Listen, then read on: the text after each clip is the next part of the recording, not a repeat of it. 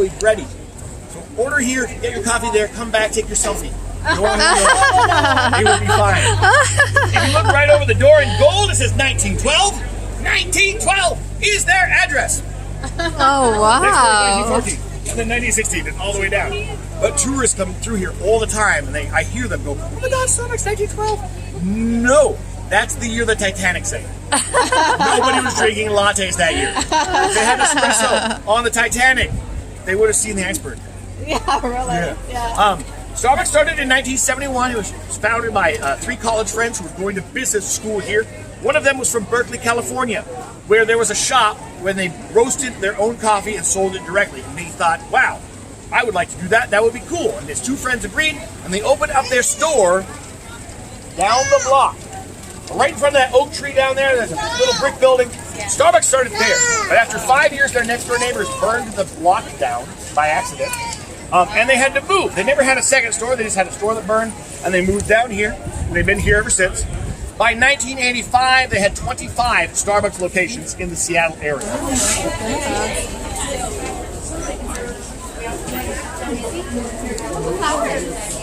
look at all the flowers. You can pick one out, okay?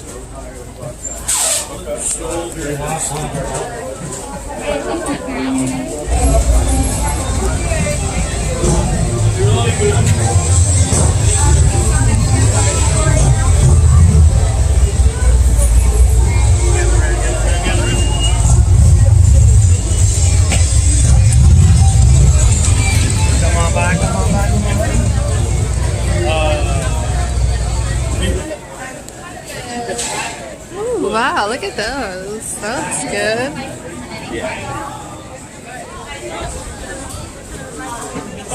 See that street close sign? That sign, they put it up right here for one guy who tries to park his motorcycle here every day.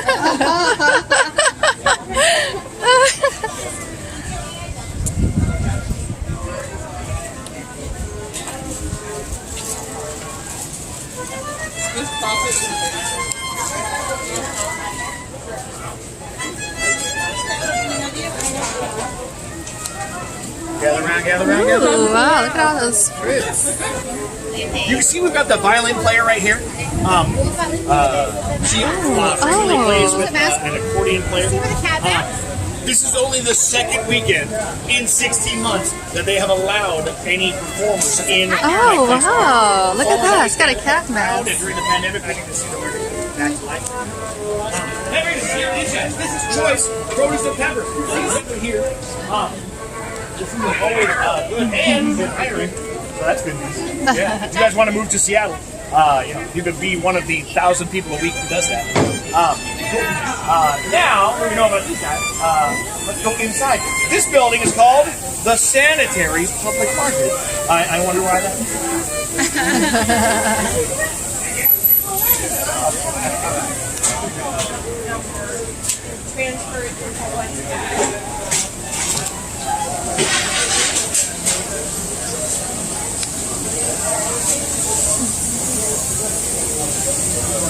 Gather around, gather around. Make a tight group. Make sure there's room behind us. Folks get by.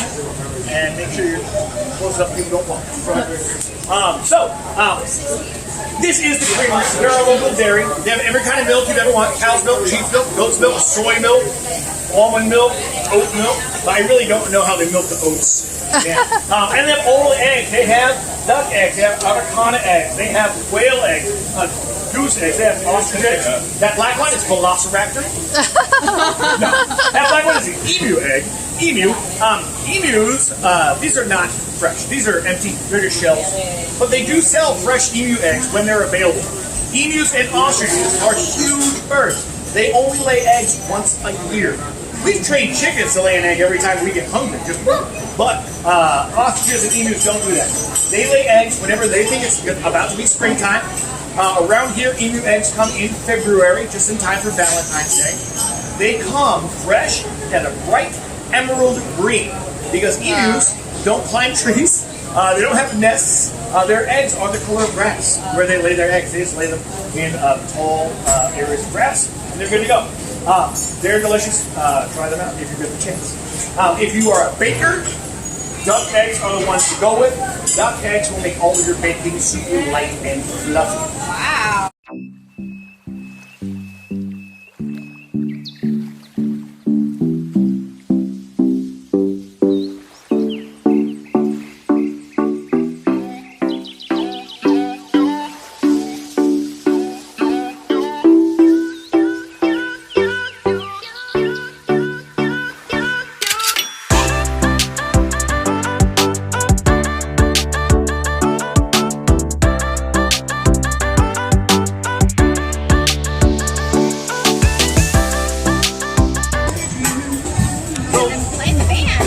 Performer. His name is David Anderson. He's just a drummer, so he plays musical tracks and then he drums over the top. Amplification is not allowed inside Pike Place Market. You need to cross the street outside of the market using amplifiers.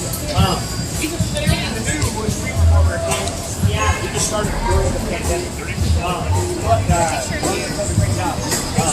Here at Pike Place Market, when there are street performers, there is all variety of levels of ability. Sometimes there are like 10-year-old kids who are just learning violin or whatever who come and play on the street.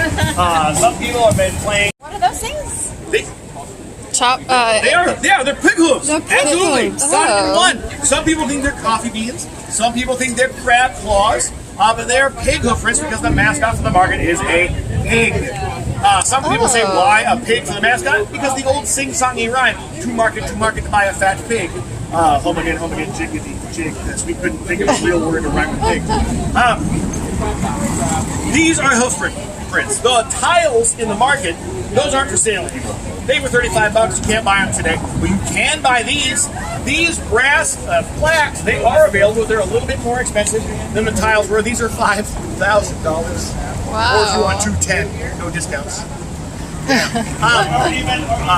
Nordstrom department store is from here, and as we get closer to Rachel the Pig, you're going to see on the tiles, there's like 8 Nordstroms in a row. Wow. In the 80s and 90s, the Nordstroms bought them for their kids as graduation presents. Like, Oh, wow. But yeah, they bought him a yacht for their 16th birthday, so you know, what do you want? Yeah. Exactly. Also, like Nintendo of America is based here in Seattle, right across the street from Microsoft. So in Redmond. They bought one. A bunch of actors from that TV show Northern Exposure, which was filmed here. Pretty much everybody's from Seattle. Yeah, exactly.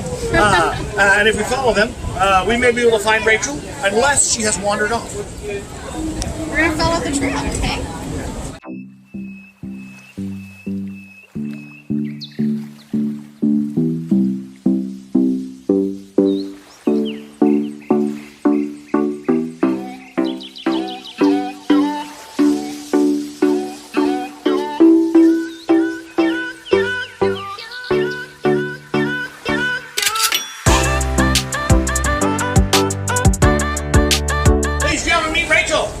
Rachel is the mascot for the market.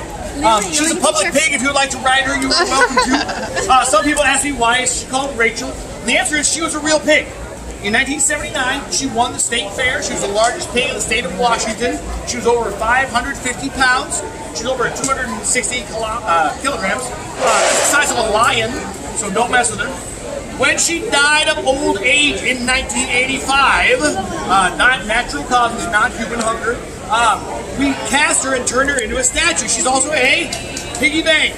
Oh, wow. In spare change alone, every year, she generates around $20,000 for the Market Foundation. The Market Foundation is a nonprofit that operates here, and they have a food bank, a clinic, a daycare, and a senior center that they all operate, and she generates money for their operations. Pike Place Market is a neighborhood, and they do their best to take care of their neighbors here. If you'd like to ride her, you are welcome to.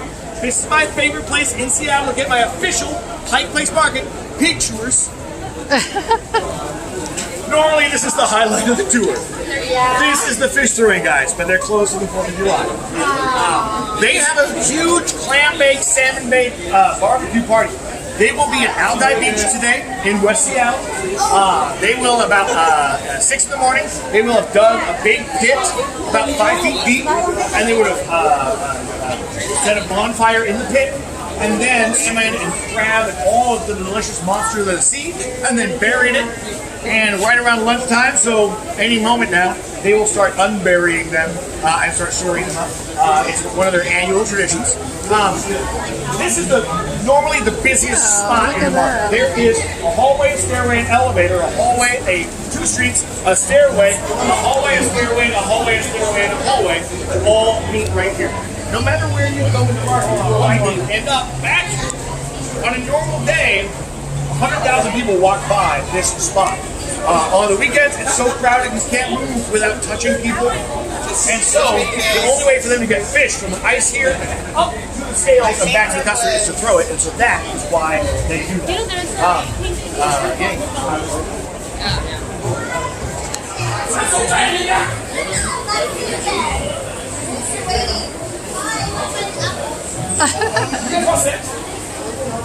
Oh look, you want to try one? No. Snacks, see look. You want to try A lot of places let's come get some snacks.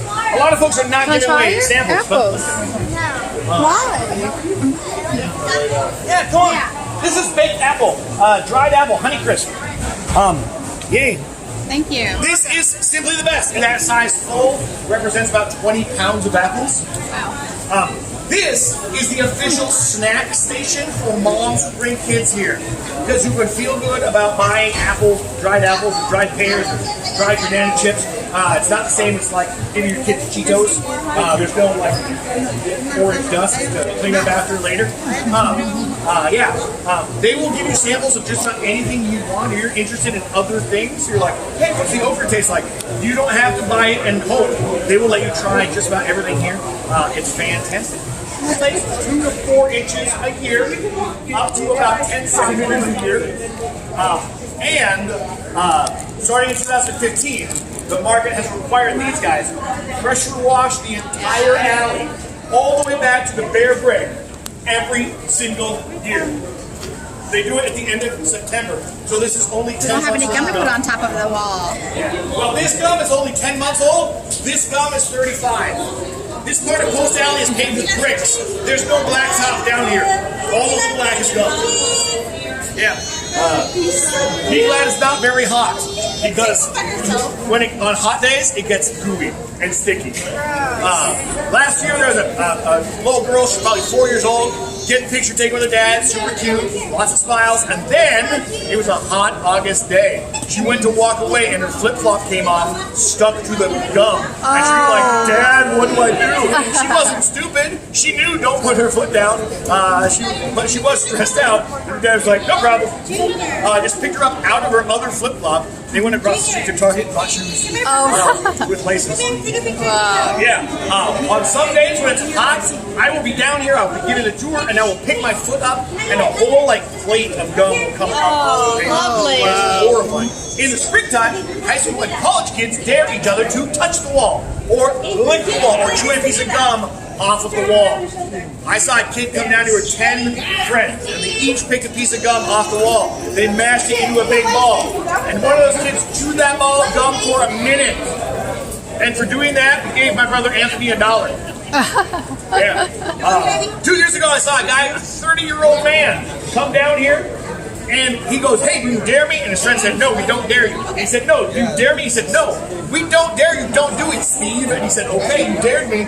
He put his tongue on the wall, and he tongue surfed, running back and forth across the wall. When he got done, he turned around and said, hey, did you guys film it? And they said, no, we didn't want you to do it. And he said, okay, here's my camera. I'll do it again. Just to be clear, this here, this is the gum wall. Down there, that's not the gum wall. Over there, that's not the gum wall. Up there, that's not the gum wall. Those places are for cowards. Cowards who don't want to risk the chance of touching somebody else's gum. If you guys want, go ahead. You can, if you got gum, you can add your own gum to the wall if you want. You can take your photos. Also, nobody will tell you this, but you can take gum if you want. This is free gum. Yeah, they may take our lives, but they'll never take our free gum.